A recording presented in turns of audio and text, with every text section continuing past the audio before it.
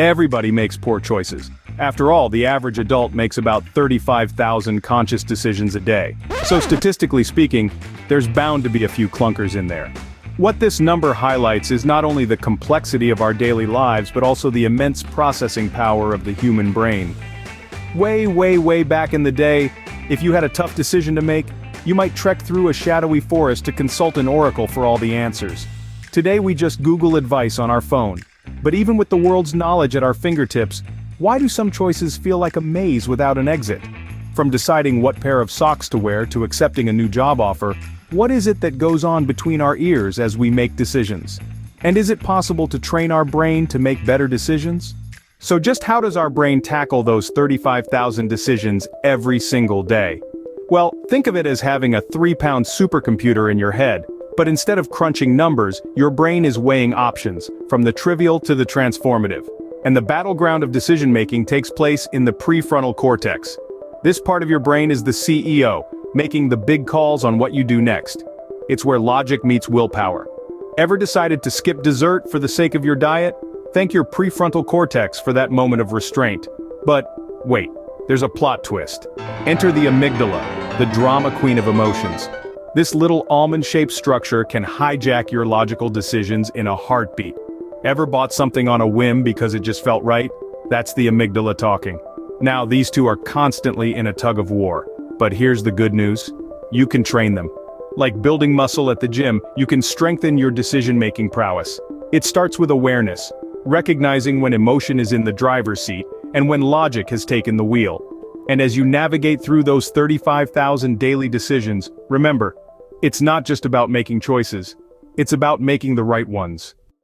But making the right choices isn't just about flipping a coin or consulting a magic 8-ball. It's a sophisticated dance between the rational and irrational, with a dash of the subconscious, all vying to get their say in the matter. When it comes to rational decisions, think of your brain as a meticulous accountant, lining up the facts and figures, pros and cons, all in neat columns. This is the logical, analytical part of your brain that loves order and reason.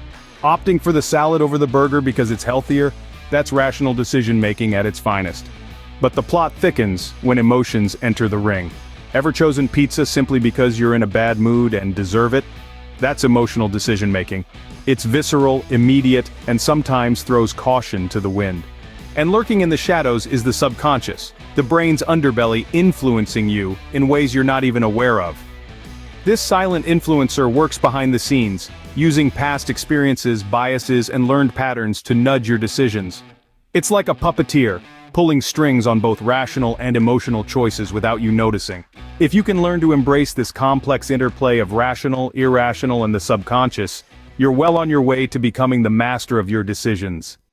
Our brain also moves to the beat of fast and slow thinking. Fast thinking is your brain's quick-fire response system, making snap decisions like a basketball player catching a pass and shooting in one fluid motion. Fast thinking handles everything from dodging a puddle to hitting the brakes just in time to avoid a crash. Then there's slow thinking. This is your brain in deep analysis mode, mulling over a chess move or deciding on a career change. It's deliberate, measured, and takes a hefty chunk of mental energy, but it's how we tackle the big, complex decisions in life.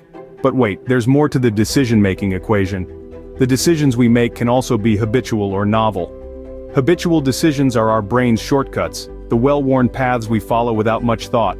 Morning coffee routine? That's a habit. These decisions are comfortable, almost effortless, but they keep us in our comfort zones. Novel decisions, on the other hand, are the spice of life. Choosing to take a new route to work, trying a new food, or learning a new language. These decisions require more from our brain, pushing us into uncharted territory, sparking growth and learning. Understanding these types of decision-making processes shows us that not all decisions are created equal, and recognizing the type of choice we're facing can help us make that right decision. Naturally, there are other factors that can go into our decisions, starting with all of that information at our fingertips. With all the data flying around out there, making a choice can feel like trying to drink from a fire hose.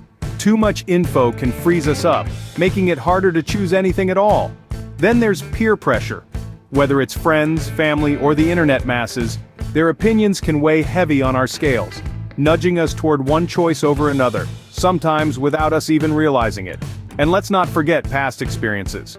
Our history of hits and misses plays a big role. guiding us on autopilot based on what's happened before. To choose differently, we need to step off this familiar path and forge a new one. So how can we start making better decisions? Begin by tuning into your own thought patterns and emotions. Ever notice how stress or hunger nudges you towards choices you later regret? By recognizing these states, you can step back, take a deep breath, and approach your decisions with logic rather than letting emotion take control. Second, the power of pausing cannot be overstated. In our modern, breakneck-paced world, there's pressure to make quick calls. However, taking a moment to pause can be a game-changer. Even a brief delay allows you to consider the consequences of your decision more fully, ensuring you're not acting on impulse but on reflection. Another ace up your sleeve? Limit your options. Yes, having choices is great, but too many can be overwhelming and lead, paradoxically, to making poorer decisions. By narrowing down your options to a manageable few, you can evaluate them more effectively, making it easier to spot the best choice.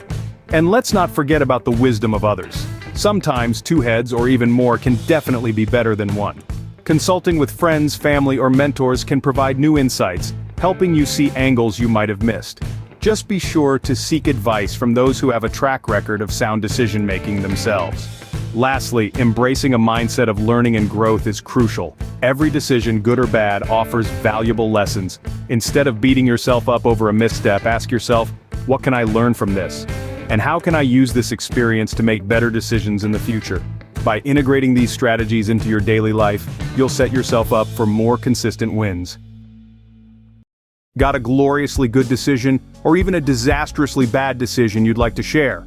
Please, give us your experience in the comments section below. And if you found this content helpful, please consider giving it a thumbs up. Your support motivates us to keep creating brain-nourishing content. Until next time, stay curious.